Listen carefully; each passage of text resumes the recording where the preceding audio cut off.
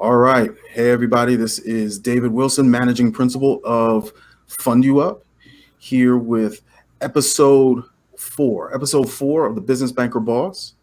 Business Banker Boss is when we highlight the business bankers, the commercial bankers, the branch managers in banks all over the country.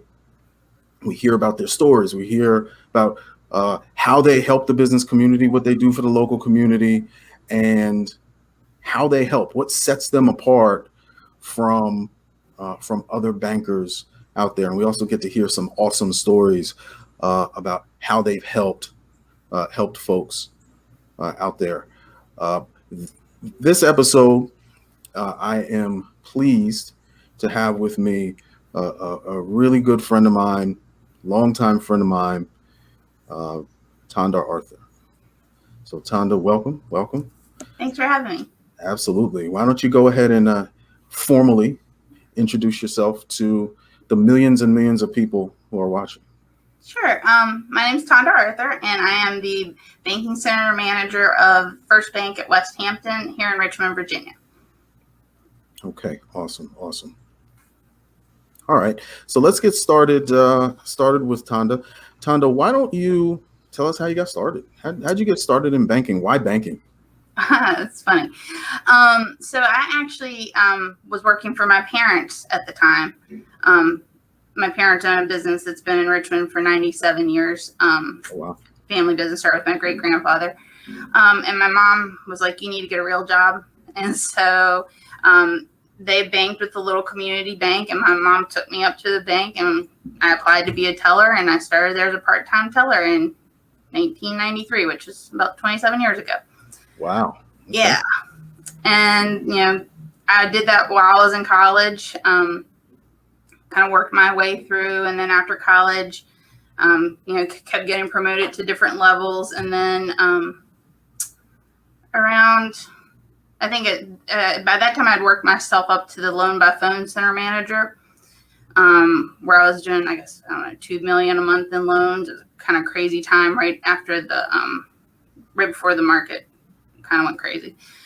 And then we got bought by a larger bank, and that was kind of my first experience with a merger, which was it was upsetting because I thought it was an April Fool's joke when my boss, because it was around that time when they told us, and it was very upsetting because I really believed everything our president at the time was telling us, and Right. we were the oldest Virginia-based bank, and but it was a lesson learned, that nothing's guaranteed, and you make the best of it, and that people will people follow you, luckily. So in the new world with the big bank, I kind of floated around for 2 years to just different branches because I wasn't guaranteed a job at the time of merger, and then I settled in as a branch manager. And did that for a number of years.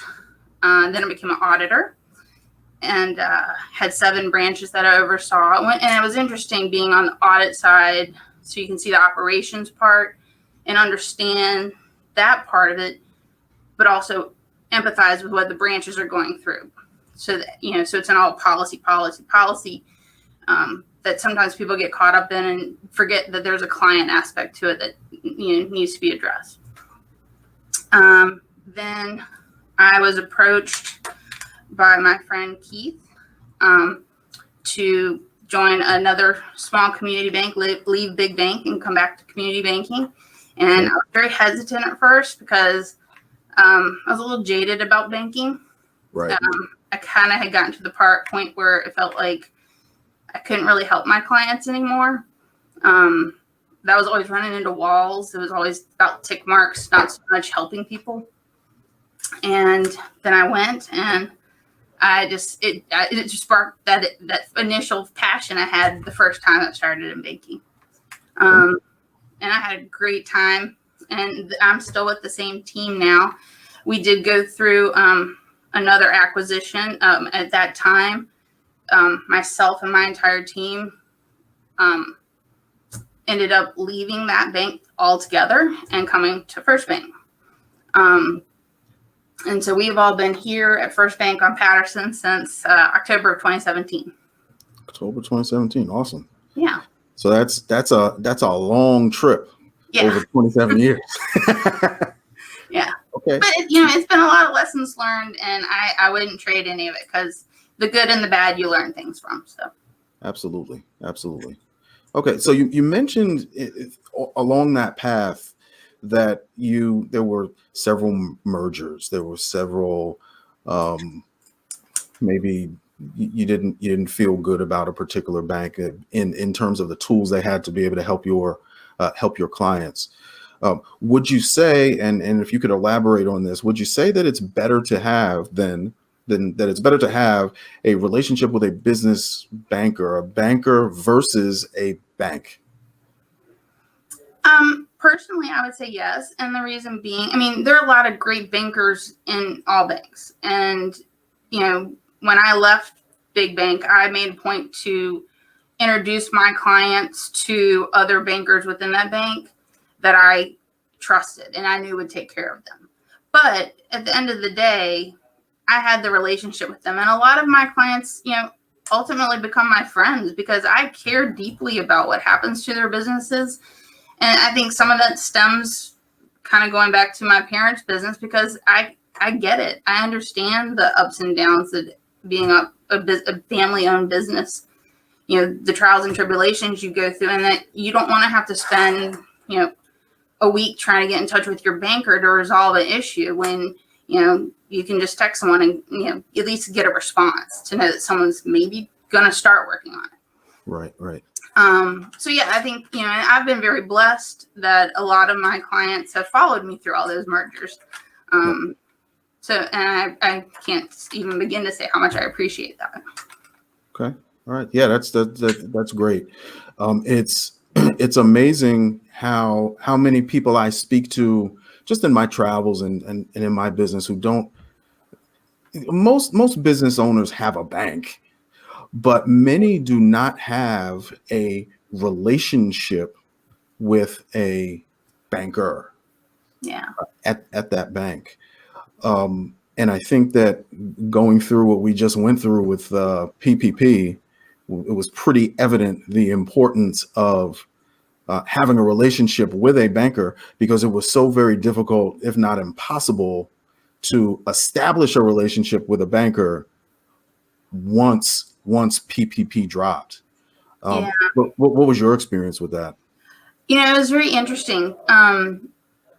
Because, when I'm not a hard sell kind of person. So when I meet with people and I tell them about the bank and I tell them about how, we try to do service differently and, put that personal touch to it, a lot of times people have to see it to believe it. And I always say, let me be your plan B. If you're happy and nothing's wrong with where you are. But when PPP came around, a lot of those plan Bs came around, goodness. And we were one of the few banks that took non-clients for PPP. And I was glad to be able to serve as a resource for them and help them through that, because, their banks, they couldn't even get in touch with some of them. Some of them just flat out told them they wouldn't help them. And I worked some crazy long hours, till wee hours in the morning, watching this little thing spin on the SBA site, trying to key things just to get it in before the money ran out. And, wow. But I did it because, I wanted to help. And sorry, I get teary-eyed about things easy. So, but the small inconvenience that it may have caused me to have a little sleep or stare at a screen for 24 hours seemed minimal compared to the possible loss those businesses could have had. Yeah, that's awesome. I definitely understand that, and I think I've had a lot of conversations with business owners through that PPP experience, and what I tried to convey to them, it was kind of the reason I came up with the Business Banker Boss, because I felt like there should be some time to celebrate our bankers. This was something that had never happened before. And what I tried to explain to business owners that I spoke to was, there's a behind the scenes, there's a big old curtain that's hanging. And behind that curtain, you would be amazed at what's going on back there. And it's not fun. This is as you know, Fund You Up was helping process some PPP loans for folks who didn't have banks that were able to process them. So I had exposure to it, but not like you guys did. You mentioned that the spinning SBA, the SBA site going down, the SBA site coming back up, changes happening overnight that changed everything. People submitting the wrong types of paperwork. And having to fix it. So the message I was trying to get across to the business owners is, look, we're all in the same boat here. We're all living this PPP thing together. So we need to, and they don't always want to hear that.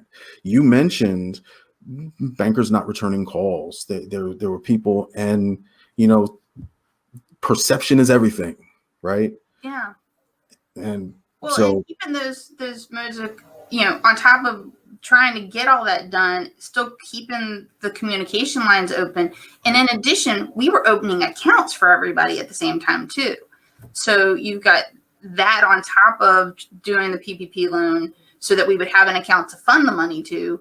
And it was like a fire hose, and but you do what you got to do, and that's what I love about the team here. We all pulled together, and everybody did everything they could, and it was very amazing, and and we're glad we could do what we could do. That's great. You ready to do it again?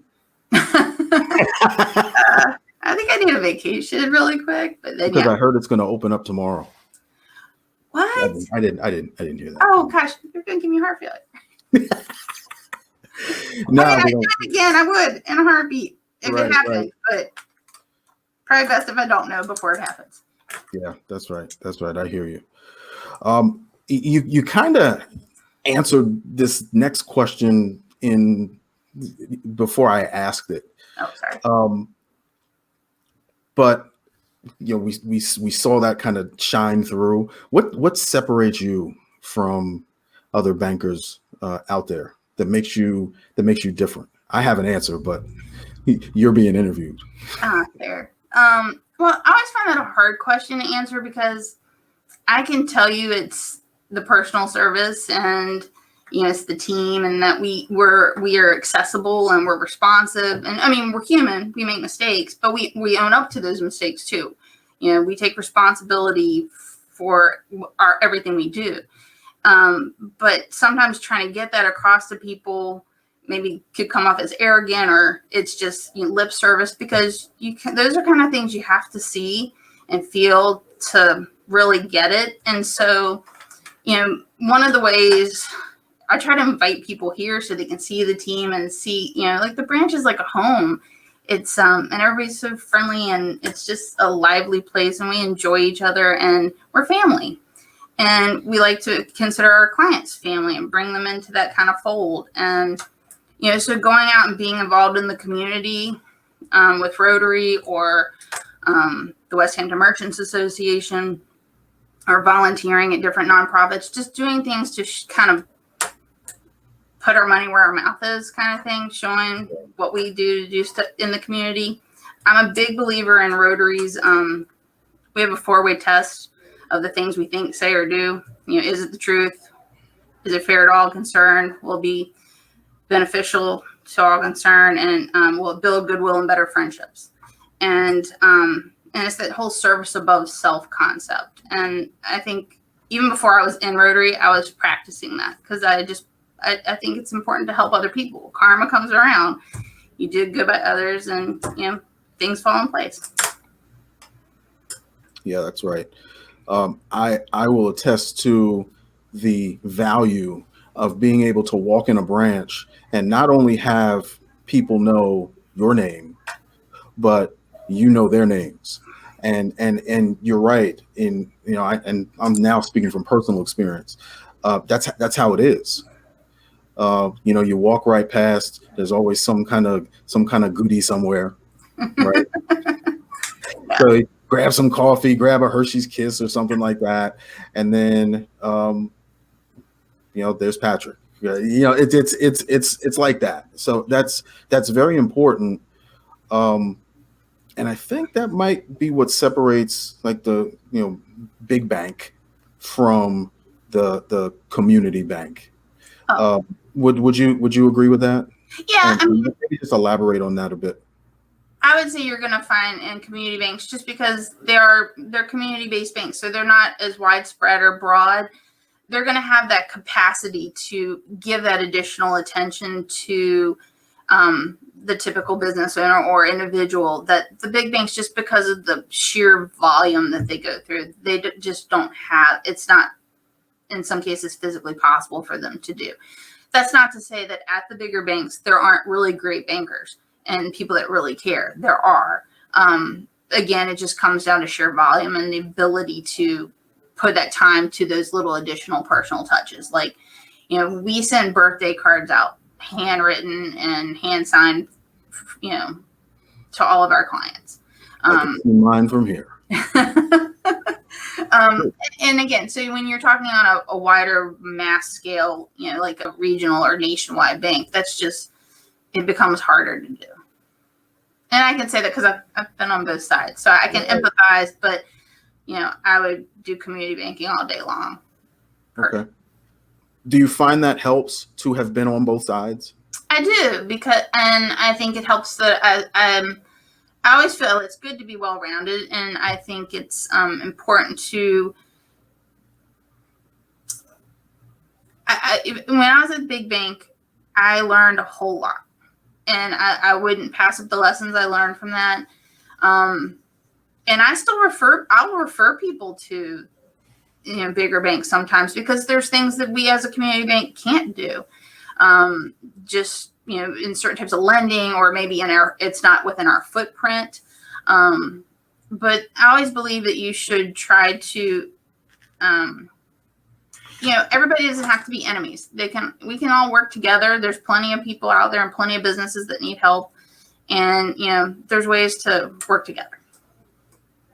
Okay. Awesome.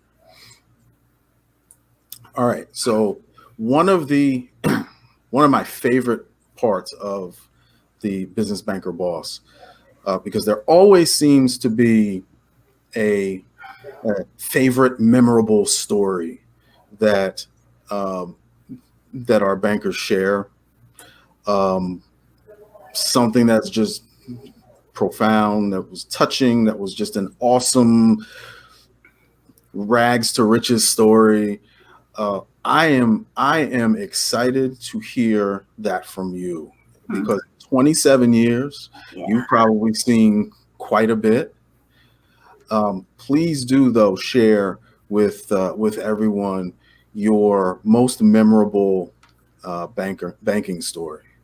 Oh, goodness. Well, there's quite a few. I think the one that probably stands out the most as a reminder to me to look at the bigger picture of things and not always assume what's going on in people's lives is when I first became a manager. I had a teller, and so it was like within my first 3 weeks at this particular branch. And there was a client that called in pretty regularly to transfer money from one account, which was like a money market, to an operating account. It was a business client. And the teller transferred the money to a wrong account, which then resulted in the account, all the 17 checks that were written to very prominent people in the Richmond community being returned for insufficient funds. So when the client called trying to figure out what's wrong, in talking with him, his wife had normally handled it. They were down in Florida and she was in the hospital. And he was trying to do this. And I said, I understand I'm so sorry this is going on. This is our fault. We'll fix it. So in addition to just fixing it, once he told me what was going on, I wrote letters to all 17 of his clients explaining that it was not their business's fault, and that, if they were assessed any fees from their banks, that we would take care of that, because it was truly our fault. And, again, it's taken that responsibility. During this time, when I called him to let him know that I had done that,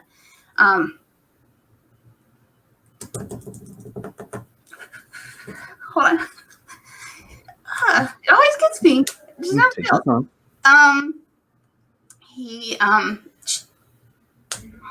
His wife passed away.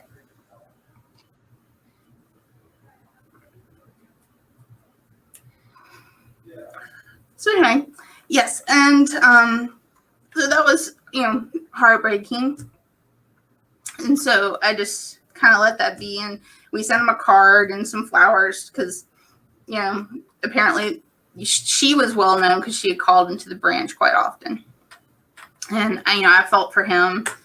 And, I offered to take care of anything else if he had other checks he needed to send out, that we could help facilitate that for him while he's, dealing with his wife's passing.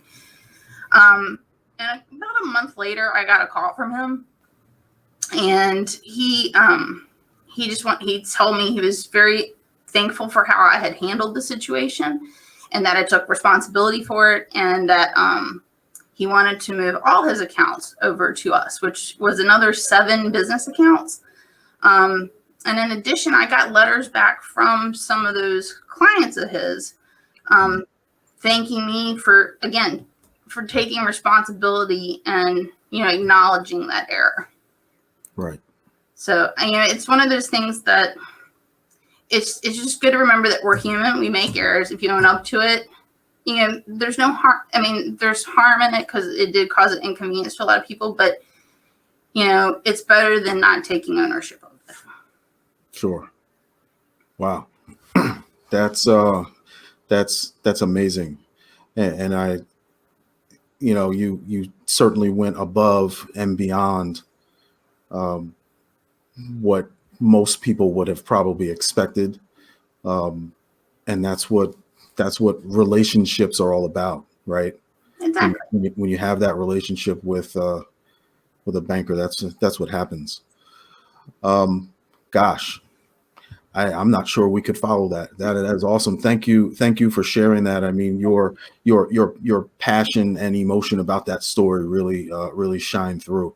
So I appreciate you sharing that with everyone. I know that's going to resonate with some folks out there who may be looking for a relationship with a banker. So thank you for sharing that. Absolutely. It's about sharing kindness. I mean, the world, it's so crazy right now. Mm-hmm. If you can find kindness in anything, there's why not do that? Absolutely. Yeah. And we can see behind you today, I am thankful. Yes. And I find that, sometimes it's just that simple.